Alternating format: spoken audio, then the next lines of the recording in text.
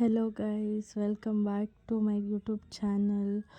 So ನೀವೆಲ್ಲ ಇವಾಗ Goa vlog ನೋಡ್ತಾ ಇದ್ದೀವಿ. ಸೊ ಫೈನಲಿ ಗೋವಾಗೆ ಹೋಗ್ತಾ ಇದ್ದೀವಿ.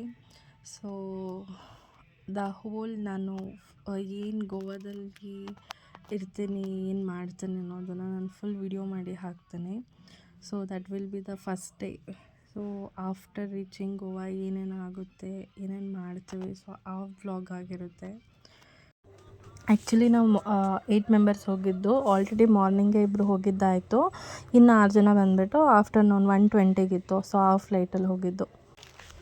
ಮೇಲ್ಗಡೆಯಿಂದ ವ್ಯೂ ನೋಡೋದಕ್ಕೆ ಅಷ್ಟು ಚೆನ್ನಾಗಿರುತ್ತೆ. ಬಾಯಲ್ಲಿ ಹೇಳಿದ್ರೆ ಅಲ್ಲ, ಅಲ್ಲಿ ಕುತ್ಕೊಂಡು ನಾವು ಖುದ್ದಾಗಿ ಎಕ್ಸ್ಪೀರಿಯೆನ್ಸ್ ಮಾಡ್ತೇವಲ್ಲ, it was like so good. So ಹಾಗೆ ನಾನು ಒಂದು ಸೆಲ್ಫಿ ತೊಗೊಂಡು ಸೊ ಫೈನಲಿ ಗೋವಾ ಏರ್ಪೋರ್ಟಿಗೆ ನಾವು ರೀಚ್ ಆಗಿದ್ದಾಯಿತು.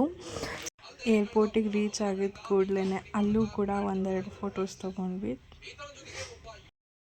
ಫೈನಲಿ ರೂಮಿಗೆ ಬಂದಾಯಿತು. ಸೊ ರೂಮಿಗೆ ಬಂದಾದಮೇಲೆ ಬಾಲ್ಕನಿ ಹತ್ರ ಒಂದೆರಡು ಫೋಟೋಸ್ ತೊಗೊಂಡು ಸ್ವಲ್ಪ ಹೊತ್ತು ರೆಸ್ಟ್ ಮಾಡಿಕೊಂಡು ಆಮೇಲೆ ಕೆಸಿನೋ ಹೋಗೋದಕ್ಕೆ ರೆಡಿ ಆಗಿದ್ದಾಯಿತು. ಸೊ ಗೋವಾಗೆ ಬಂದಿದ್ದೀವಿ ಅಂದಮೇಲೆ ಕೆಸಿನೋದು ಹೇಗಿರುತ್ತೆ ಅಂತ ಎಕ್ಸ್ಪೀರಿಯೆನ್ಸ್ ಮಾಡಬೇಕಲ್ವ. ಸೊ ಹಾಗಾಗಿ ರೆಡಿಯಾಗಿ ಅಲ್ಲಿಗೆ ಹೋಗಿದ್ದಾಯಿತು. ಸೊ ನಮಗೆ ಫಸ್ಟು ಒಂದು ಚಿಕ್ಕ ಶಿಪ್ಪಲ್ಲಿ ಕರ್ಕೊಂಡು ಹೋಗ್ತಾರೆ.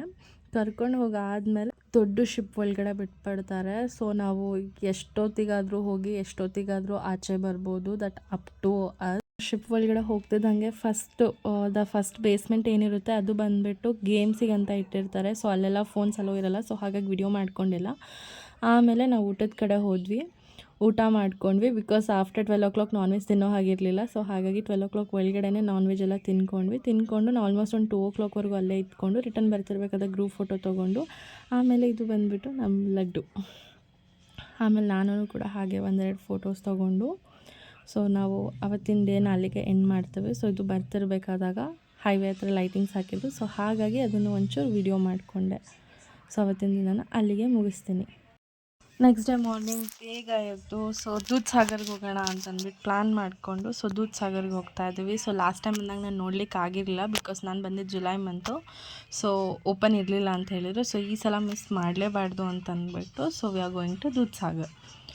ಸೊ ನಾನು ಅಲ್ಲಿ ಯಾವುದೇ ಥರದ ಟಿಕೆಟ್ಸ್ ತೊಗೊಳ್ತಾ ಇರೋದು ಅದು ಯಾವುದೂ ಕೂಡ ನಾನು ವಿಡಿಯೋ ಮಾಡ್ಕೊಂಡಿಲ್ಲ. ಸೊ ಇದು ಆನ್ ದಿ ವೇ ಹೋಗ್ತಿರ್ಬೇಕಾದಾಗ ವಿಡಿಯೋ ತೊಗೊಂಡಿದ್ದು.